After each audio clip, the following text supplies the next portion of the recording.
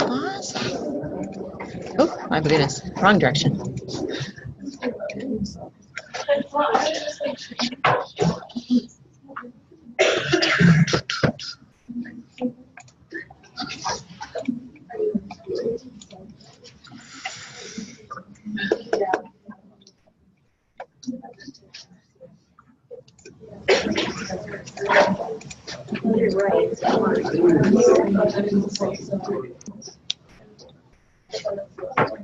Look lopsided.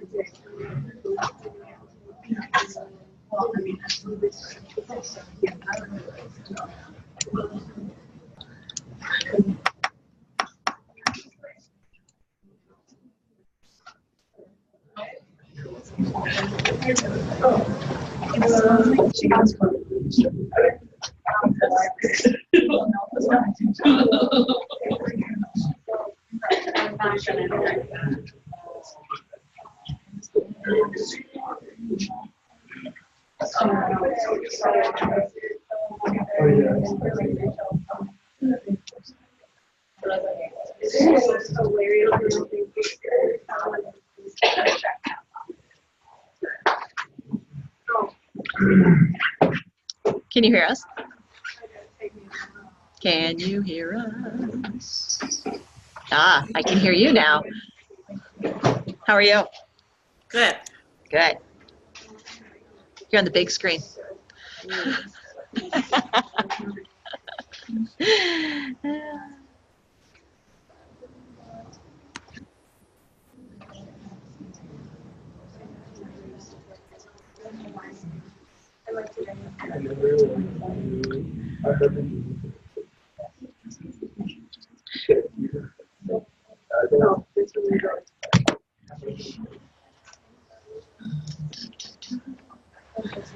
I'm jealous she has coffee. At home? Close up like your background? We're curious if that's a wall in your house.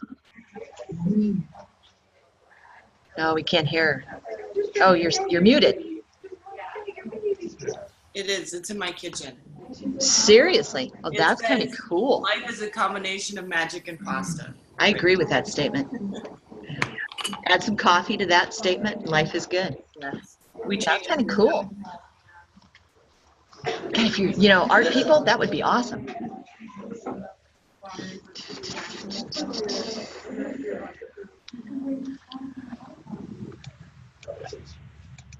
Oops.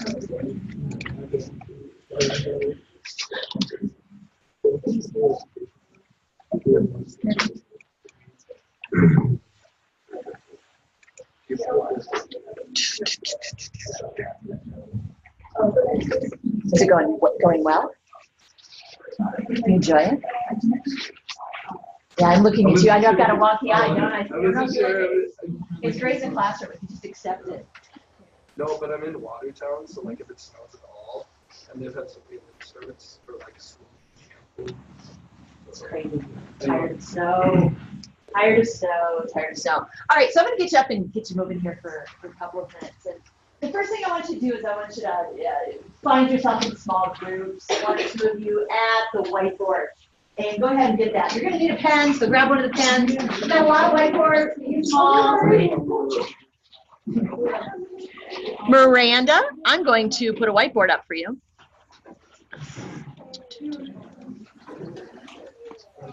And then I'm going to give you control here. Eventually. There we go. There you go. You should have control of that whiteboard now. You should be able to write on it. All right. Do you see what I'm seeing? There you go. And you could also, there's text, which might be a little easier if you're using a mouse. Okay. You can hit the text button up there. Do you want text or do you want draw? Do you see that right there? There you go. All right, you go. I won't touch the mouse. That might screw it up a little bit. All right, I'll let you play with that a little bit. Good morning. Just find some place to go. All right, so what I want you to do at this particular point in time, good morning, Freddie, is I want you to write down those activities that you have students do in the classroom. Now, some of you aren't in the classroom, right? So you're going to have to go back to when you were in the classroom. What kind of activities? These should be one-word answers. For example, like describe, run, jump, write, those kinds of things. Write down about 10 activities that students do in the classroom. Yes, usually. How to switch to text. I should have known, English teacher. Mary, can you show me how to switch to text? Sure. Here, I'll just do it for you. There you go. Now you can. Yeah, you know, like in songs, there could be like a song, and then all of a sudden you jump. Like, yeah. There's lots of things you do when you sing, especially with elementary kids. Like, they're constantly moving. There was one song in Dakota Prairie where she had 2 circles, and they literally. Is it typing for? There you go. Good. They ran in a circle, and then when the song was done, they stopped, and then they grabbed people and like pulled them out of the circle. It was very aggressive for a first grade class.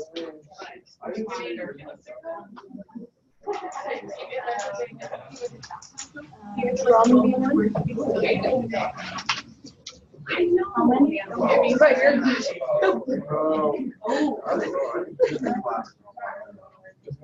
But you're like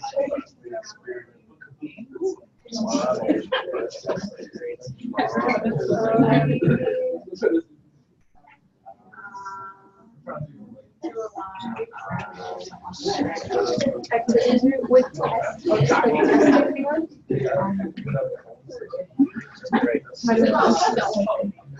Actually, that's harder. Oh, wow. Why are we so we're actually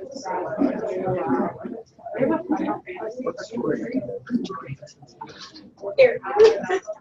I'll go to hopefully Linda forgot to put me in the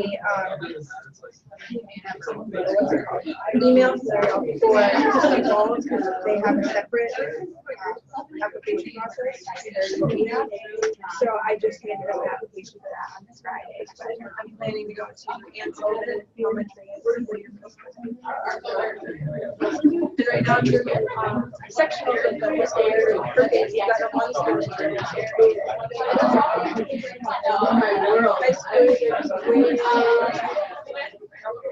I'm probably going to say that about some sports though. I'm going to be like, you're chaotic, I can't.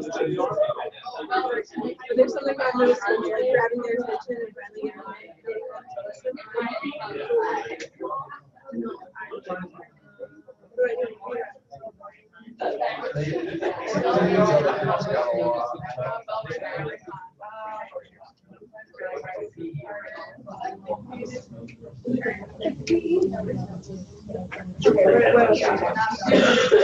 Speak. It's kind of important.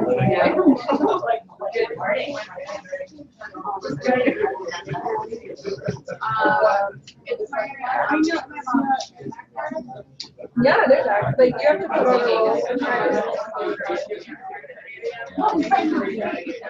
what are other things? It shouldn't be that hard. I just There you go. especially if you're asking like high schoolers or middle schoolers to like analyze the song you're singing and like interpret,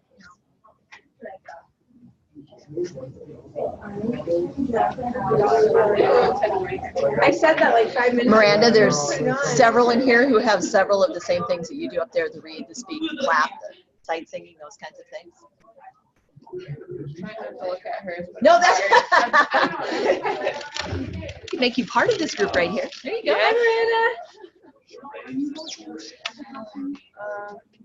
All right, we've all got some pretty good lists started. The next part of this isn't going to be quite as easy because now I need you to get out of your own heads. All right. Again, you all have been involved in education and your knowledge of your content areas for far too long. Now what I want you to do is I want you to mark. I want you to indicate.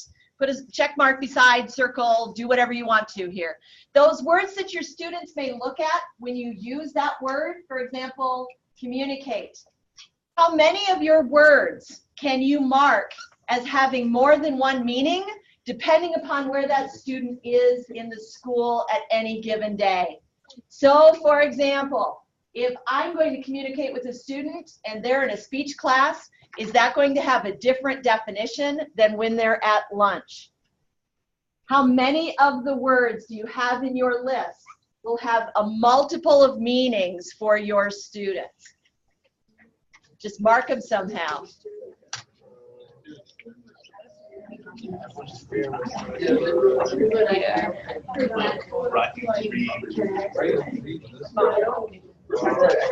Because like you could do model as in making a model, and then you can do model as in like modeling, singing.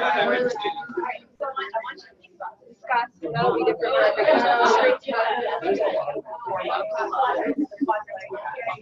Oh yeah, like PE has a word, right?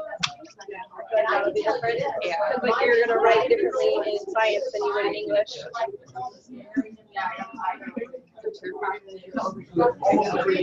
Literally almost all of them. I feel like Oh, for sure. Because like you play instruments and then you play basketball, play kickball. Yeah, drawing is pretty. I don't think that's gonna have any other meanings. Well, would jump be different in like a music classroom than a I mean, I don't know how.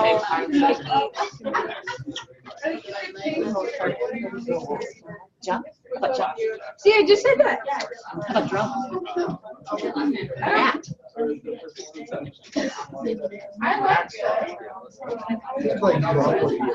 I mean, if you put act in the sense of like acting different roles, like if you're like looking at a play versus like looking at music and like acting parts of that. So if they are in your band classroom and they are drumming, and then they go to the science classroom and he's talking about an eardrum, what's the visual that they get? Yeah. Come on, Julian. Totally kidding. How about jump? I said it would maybe have a difference in like a music classroom, like in a song versus gym. I don't know. What happens to rain drops when they hit the ground?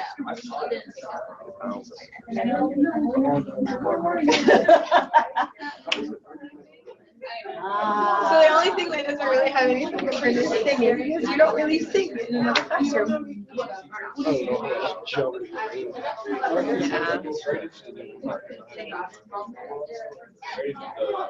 Yeah, but I mean, when you look at it, you have to be as picky as you can as a teacher because you never know like what the kids are thinking. You have to be ready for anything.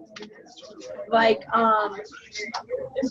Tuesday morning, I was at playground duty and I had a kindergartner come up to me and she was so cute. She was so sweet. I thought she was the sweetest little kindergartner ever. She All right, goes, do we have that part done?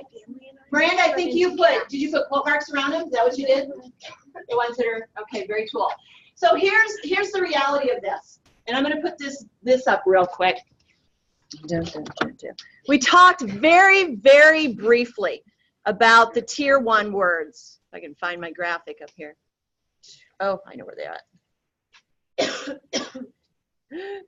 Miranda, I'm going to stop sharing for just a second, all right? All right. That's not it. I promise I'll find it. Oh, there they are. All right. So we went very quickly. Now I got to share my screen again so Miranda can see here. Okay. All right. So these tier 1 words. And when we're talking about academic knowledge, academic content for our students in the classroom, we really want them to be at that tier 2 or tier 3 level. Those tier 1 words are the words that are really, really everyday common words. I want you to just look at the words that you have on your board. They're not complicated words. Most of them, except for our Phi Ed kids, right? Like wacky baseball, right? So here's our thing with this. Describe, discuss, write, read. They're not complicated words. They're very visual for our students. Play. Very obvious to all of them. Yet when we use them in the classroom, now all of a sudden our students have very different ideas of what those words mean, depending upon where they are.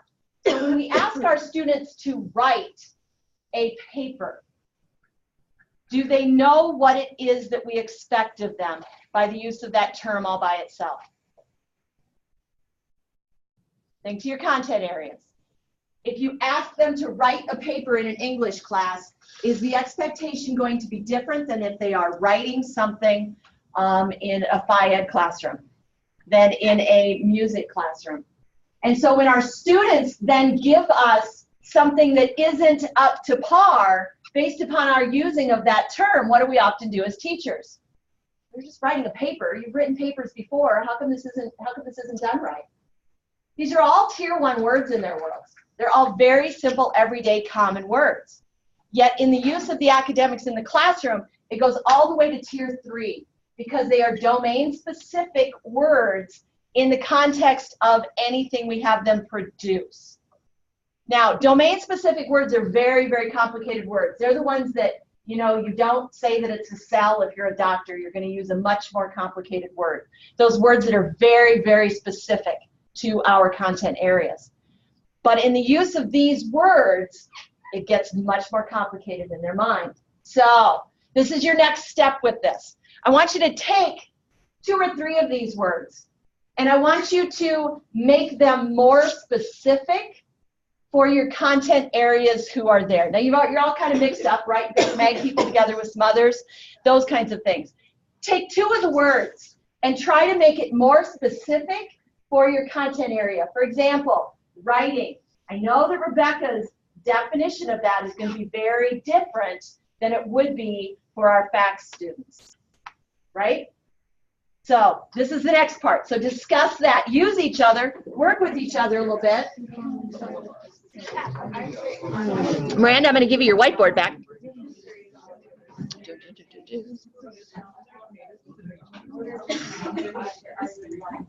There you go. You don't have control yet. My computer's not wanting to work this morning. It's driving me bananas.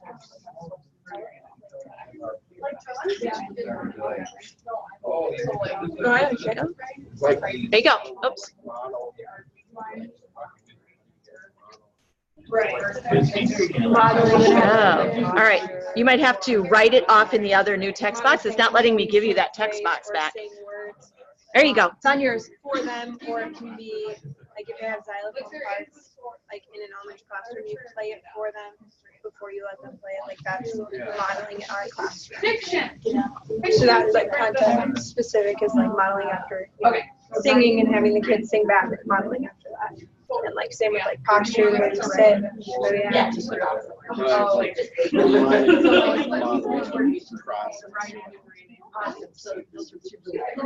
Or even like making a model, you know, like a little like model of something.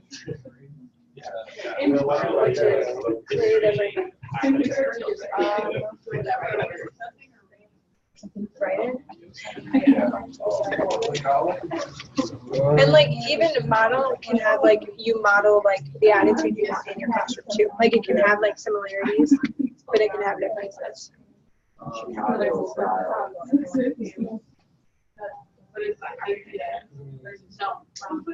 you always say like play something for them. Just like what's that? Almost like a call and response thing when it comes to like, or you could just put like singing. Sorry, that'll be way easier. Singing, playing, posture. Attitude.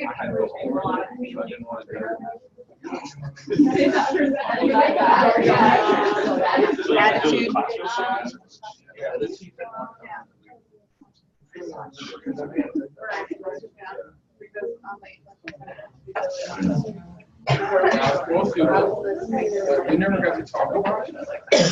Not really.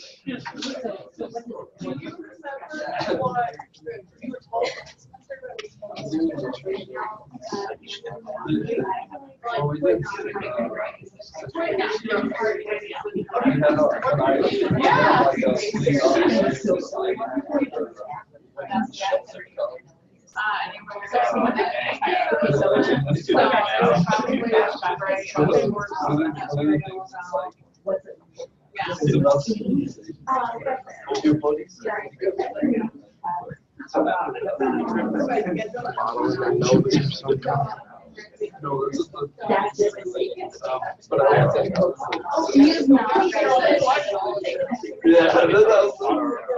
just need one type or one example. What do you mean? We could do another word. You messed up all your writing on the top. You're gonna have to work on that, Mr. Teacher. Well,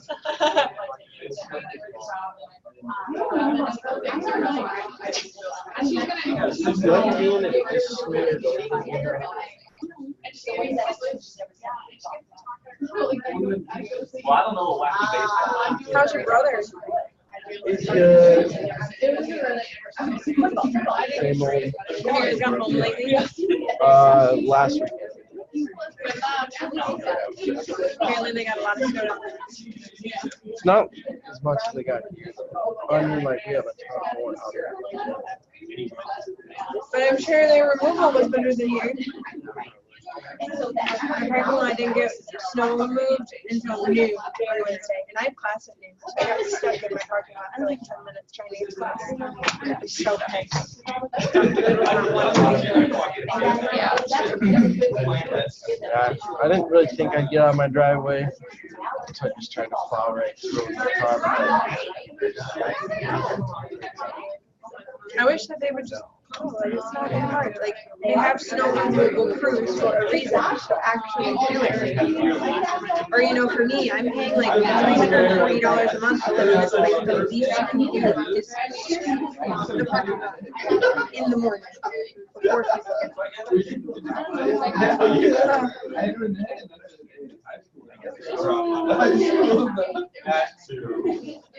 I gotta, yeah, because that's what she said. Dodgeball doesn't count as what you're like. I would love to be a FIA teacher just for the fact that I wear sweatpants and no pants every day. Like at Maderi, there's a student teacher that comes in and she's in a hoodie and sweatpants every day. You know how nice that would be? You know how little effort it would take just like throwing on a long sleeve and like pulling on some new pants.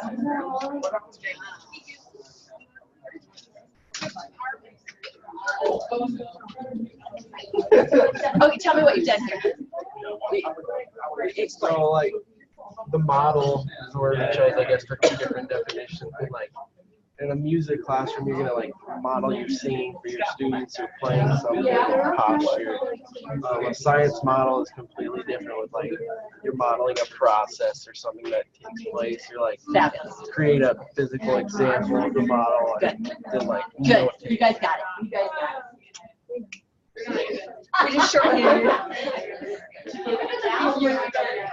We just shorthanded it. We weren't as in depth. I'm going back to bed. Actually, I always say that, and then I watch TV, and then next thing I know, it's like, oh, I gotta get ready for my next class. I do that too, like I'll watch an episode or something and then I'm like, half an hour nap, like I'm just gonna be tired when I wake up. I am a child, and I found out that Hulu has Boy Meets World. So I got done with one treat for like the fourth time, and oh god, Or like if you yep. And oh yeah, my eyelash in your eye. yep. Hoping it'll just like go away. And I found out Boy Meets World was on Hulu, so I've been watching Boy Meets World. That show is funny. My buddy's been watching. You guys want to have Miranda? You want to explain to them guys what this group right here, what it is that you're doing? I mean, some of the words that I used could have different definitions, but honestly, they're still the words that we use. Like, I didn't know what else to do. I tried to be a little bit more specific. It's probably the kind of thing you want to explain. Be in the group. Yeah, explain clearly on like day one, and after that, they hopefully will know that you don't mean play with your instrument like it's a race car or something. That worked. Nice. I don't know. Reading is the hard one because you talk about reading music. I feel like it's good that it is a word they're using elsewhere in school because you kind of want them to make a distinction, I think. That like you are kind of turning into noise what is on the page, and like eventually, ideally, they'd be able to kind of look at the page and get a sense of what it's supposed to say or what it's supposed to sound like. But Yeah. which words did you guys end up having to look at? I couldn't really read them. We chose model, and we just did like model in the music classroom and then model in science. And it's different because like in a music classroom we'll model like the singing or like playing for a student or posture, and then we put up attitude too because that seems to be a big thing in any classroom. And then for science, he put up like processes, modeling like processes or like physical examples where they make like little models of like cells and stuff. And then like notes, when he puts notes on the board, like he's modeling how to take them to the students. Sure. Cool. How are you feeling this morning? All right. A little bit stiff, you know. Are you going to be in choir today? Yeah. Yep. Okay. I'll get moving here.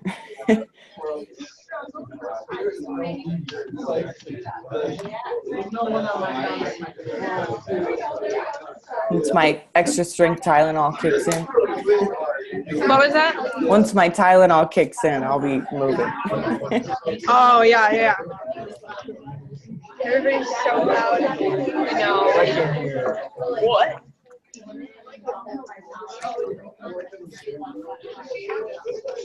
We're going home tonight, I think. Anyways, my brother's auditioning tomorrow. Oh, and I have to be here for concert park. Apparently, we're putting on a big shebang. And so I have to convince my mother to. My brothers are having their birthday party tomorrow night, and I really don't want to stay up here because I'm probably gonna have to work Sunday morning. So it'd be really pointless to leave at 1, go down for like 5 hours, and then come back up. So I'm gonna try. I have to call my mom after this and like convince her. Hey, can you stay? My brother auditioned at 10:30. Can you stay until 1 and let him listen to concert choir and then bring me home? So I can stay at like 2 o'clock, and then they just bring me back up. I take my and then I go back down. I also have my first pre-marriage counseling class tomorrow. I'm that excited for it. Like I am. My pastor has known me since I was like 7, and he's known Logan since we started dating. Like the moment we started dating, Logan like basically came to my church instead of his because his family didn't go very often. But it's still going to be interesting. I have no idea what to look forward to. I have no idea what it's like. I mean, it's the first one, so I don't think it'll be too crazy, but. Oh, no, you don't know my pastor. Like, I can already see questions like, what is marriage mean? What is this? Like, I can see him asking a ton of questions. My brain's just going to go, Yeah, panic mode. like, don't mess this up because we already bought a house and we are ready to go. So,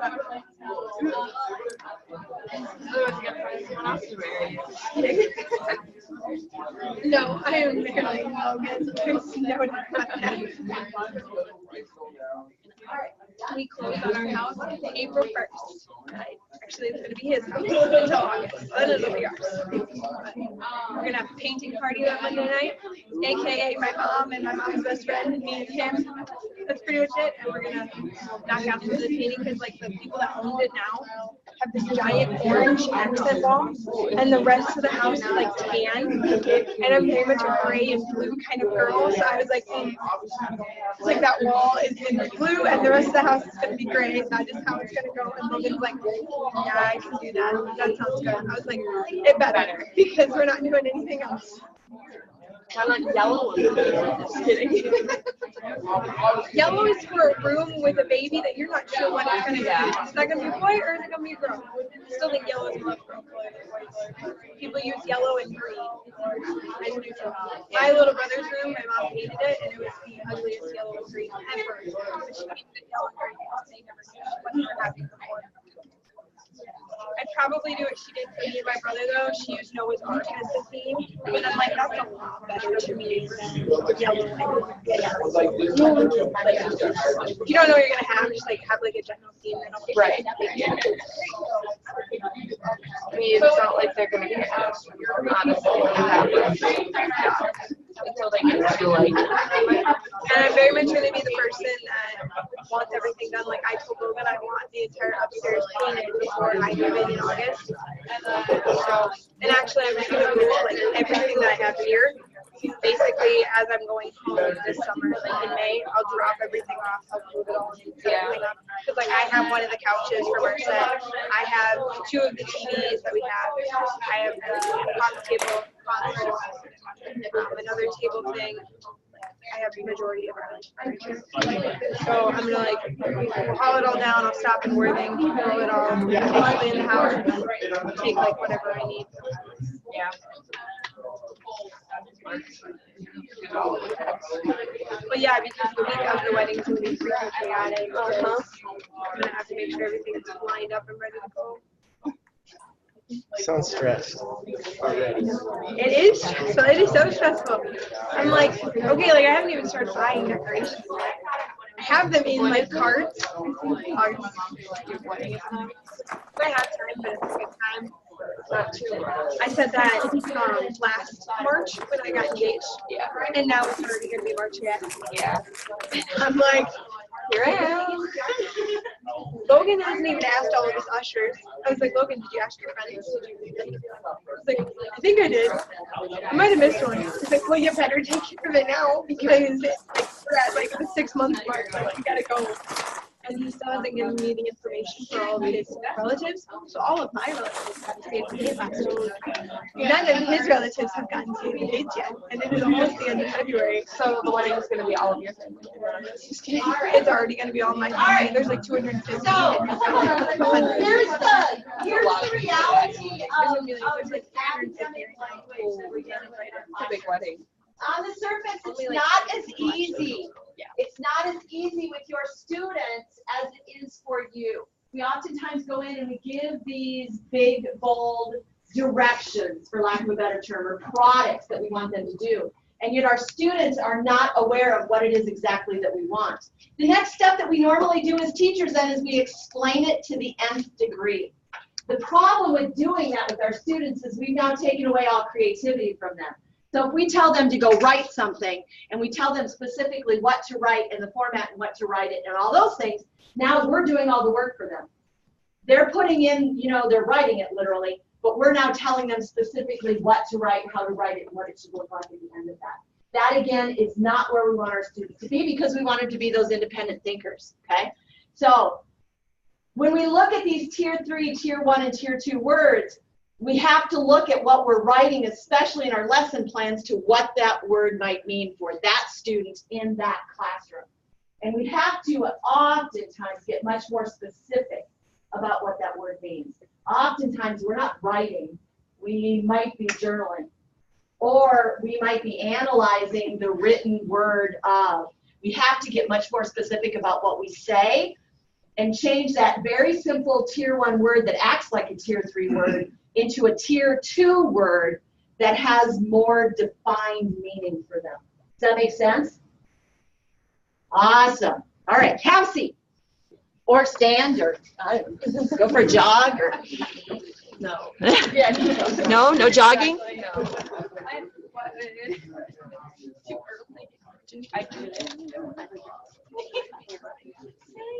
Oh my gosh. All right. I was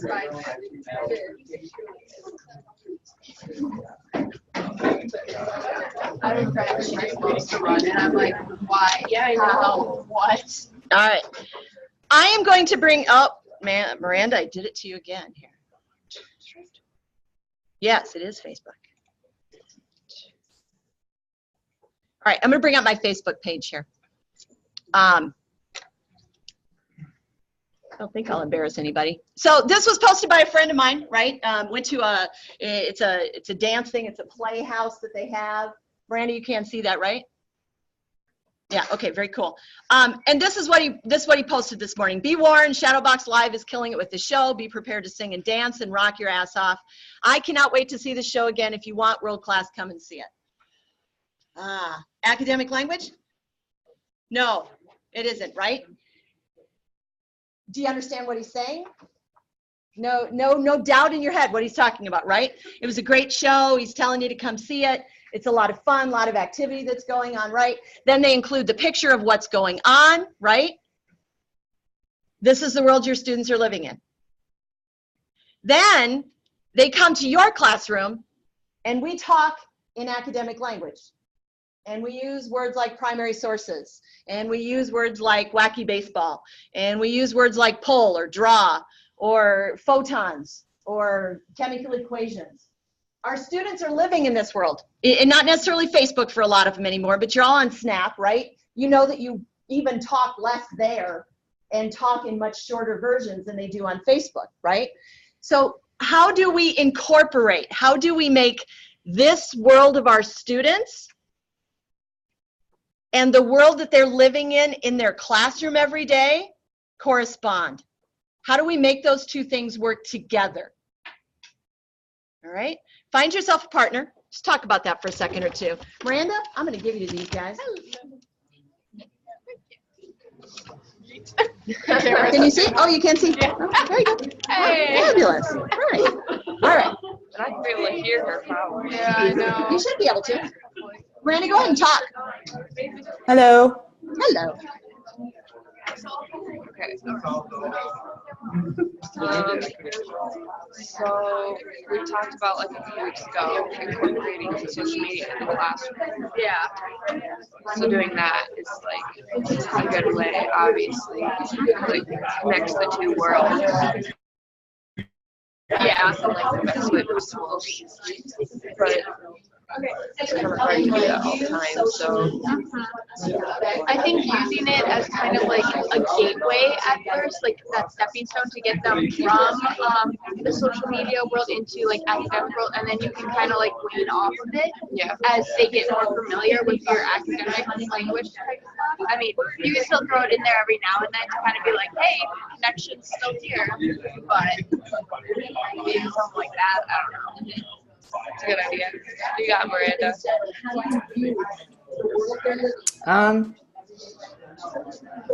I mean, I think we've hit on this before, but just maybe allowing them to write about the content or share what they've learned in like little but kind of bite-sized pieces versus like slapping them with an essay or a big paper or something like that. Maybe just give them a lot of smaller like blurbs that they can do that are really like low stress. Kind of just learning how to write an intelligent like couple sentences about what they're doing and proofread that and check their usage of the words or whatever. It's just a lot more approachable.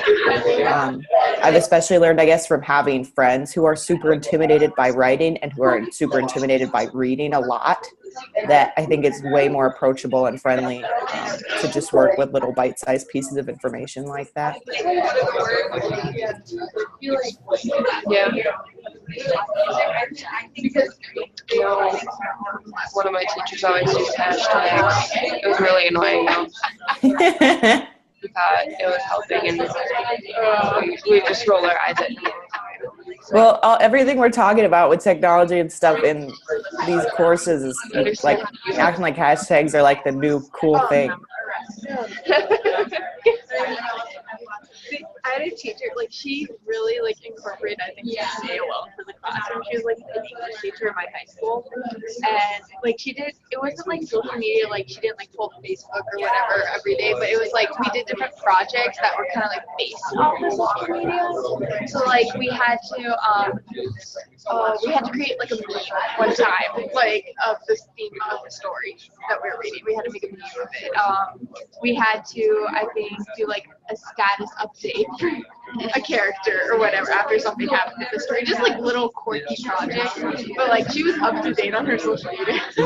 Did you guys ever watch like Channel 1, that news thing?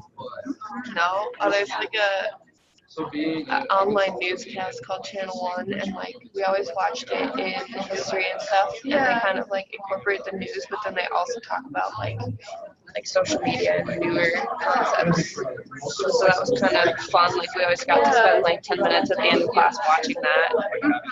So they would talk about like the newest kind of like inventions and stuff like that. Probably have other stuff similar to that. All right, come together. Let's share some of your ideas. What do you think? How can we make these two worlds work together for the benefit of your students?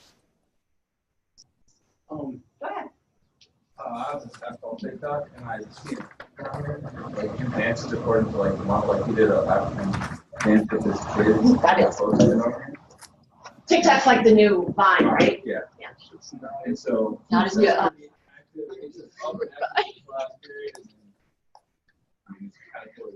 Very cool. How do you, and because I know what Vine was like, and I know a little bit about TikTok, although I'm not in that world yet. How do you make it so that it's, if I tell you all to go to this video, how am I going to keep them from straying? I mean, I've never done it. I mean, you could. You've never strayed? No. Oh. There's a right and a wrong answer here. You're not going to. If you're going to use that stuff in the classroom, you're going to have some who stray, right? Yeah. And so what do you do with that? Absolutely. Yeah, make it relevant to them. Use what they're doing. Be aware of what they're doing. You cannot use social media in your classroom and be here. You can't. You cannot be here if you're going to have your students using social media. You have to be amongst the group, right? Those are great ideas. Most of those videos, that's what the kids are watching anyway, right? Fabulous. What else? I think an historical Twitter account. Nice.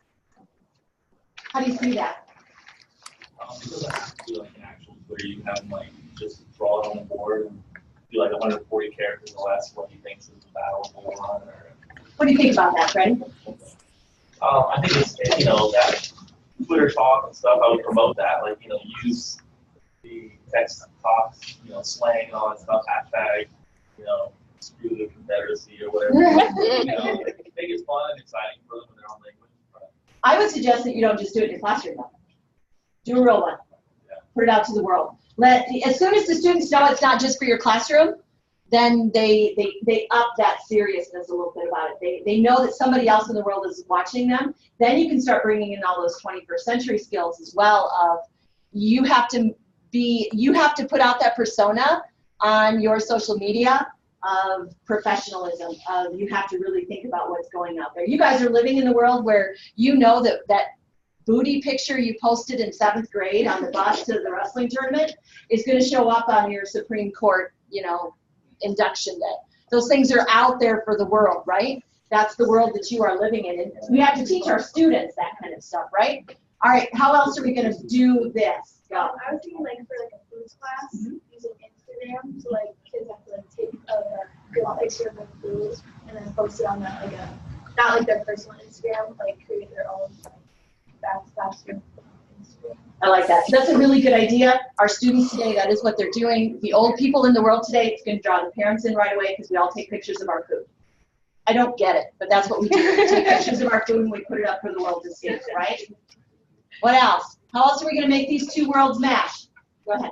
I think that events are really relevant in history, so I think if something was relevant enough on Friday to still be talking about on Monday, Twitter has the big events that happen, we can talk about it. We talked about if there's a concert that's, she said the Beatles used to have the most popular or most attended concerts, and now Ariana Grande is taking over that. Seriously? Yeah.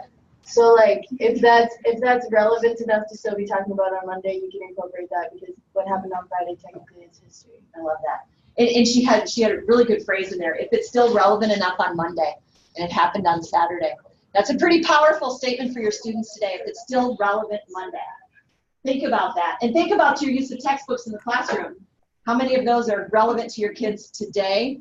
I mean, the last textbook, I pray to God, the history textbook in Armour, Reagan was still president. I have a question. So, what if you did talk about, because like obviously students they're talking about like stuff that happened in social media and stuff over the weekend. Like, is that okay to like at the beginning of class be like, all right, let's talk about like take the first 10 minutes and we're gonna talk about what happened. Yeah, absolutely. Just to like maybe get them off of that. Yeah, no, it's absolutely okay to do that first 10 minutes, especially if it's the first hour of class, right?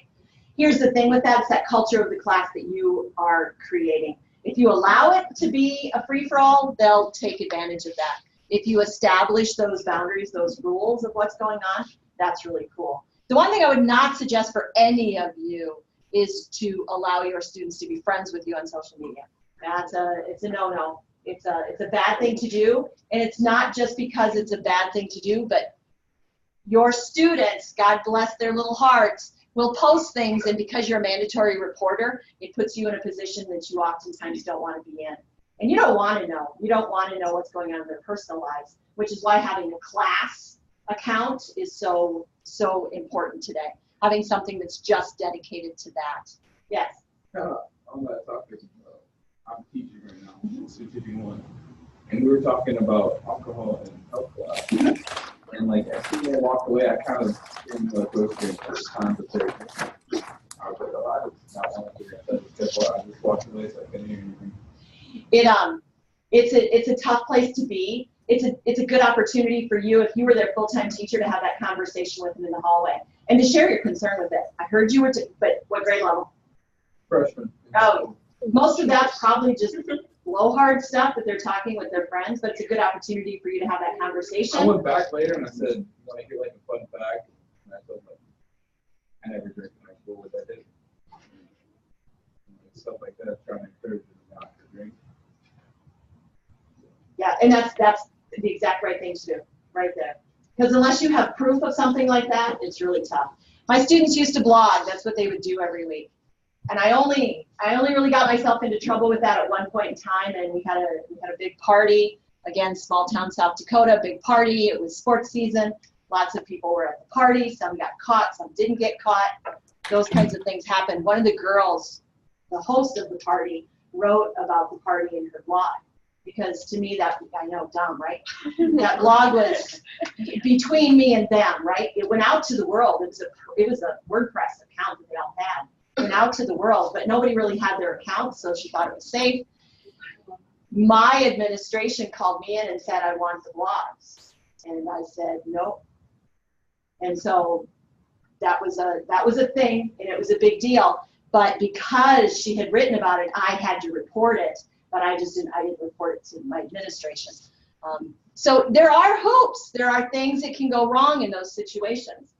But again, it's that culture of the classroom. It's the relationship with the students. If I had been a second or third year teacher there, I'd have been scared to death. You know, that was like my 20th year there. Fire me, right? So, and that's kind of where you're at in that. The parents knew me, the kids knew me, they trusted me. That was where it was at. So it will happen. You're going to have that. Somebody was talking about a kid got hauled out of class the other day in one of their placements, and because the teacher smelled weed. And so they got hauled out of class. Those are things that you're all going to have to deal with. Don't include your social media private life with them and them to yours in doing this kind of stuff. But social media is out there. Social media needs to be integrated in your class. You can't stick your head in the sand and say this isn't their world. Because this is what they're living in, and then we try to talk to them in this tone. And that's a disconnect in their world, and they lose time for that. Which leads us to what I want you to do this next week, okay? So in content, I am going to give you, oops, stop it. This, if you ever get to Columbus, Ohio, go see Shadowbox. I'm telling you. So I'm going to have you go to the South Dakota Content Standards page, and I'll put this link up. But what I want you to do is I want you to find your content-specific listing. So, and if you do not use these in your area for right now, like if you use the national standards as opposed to the South Dakota Content Standards, use those, please do. But what I want you to do is I want you to go to the standards. And I want you to, this is not the page I want. Okay, I want you to go to the standards as they exist. And what I want you to do is I want you to start dissecting what these standards look like. first thing you should notice right away is that the creators of our standards at the state level really like to write, okay? And I want you to look. This is a kindergarten standard with prompting and support to ask and answer questions about key details in a text. That's a kindergarten first grade reading standard. How many kindergarten students do you know would understand that? Yet one of the things that you have to do as an educator is you have to let them know what it is that they're doing in the classroom. Your students should have access to and have this be explained to them. But what I want you to do this next week is I want you to spend a great deal of time looking at the standards for your content area. And I want you to have access to those, download them to your computer, do whatnot. And then next Friday in class, we're going to deal with those standards. We're going to deal with how we get those academic standards into the hands of your students so that they can understand what's going on in your classroom and then increase their academic literacy, okay? There will be no Flipgrid, and once you start looking at these standards, you're going to figure out why you're not going to have a ton of reading and a Flipgrid to do, all right? Spend that time really looking at your standards. How many of you have spent a great deal of time with them? Awesome, spend more, all right? I would also especially love for you to go to this one specifically. And this is under the English Language Arts Standards, but it's the Standards for Literacy and History, Social Studies, Science, and Technical Subjects, okay?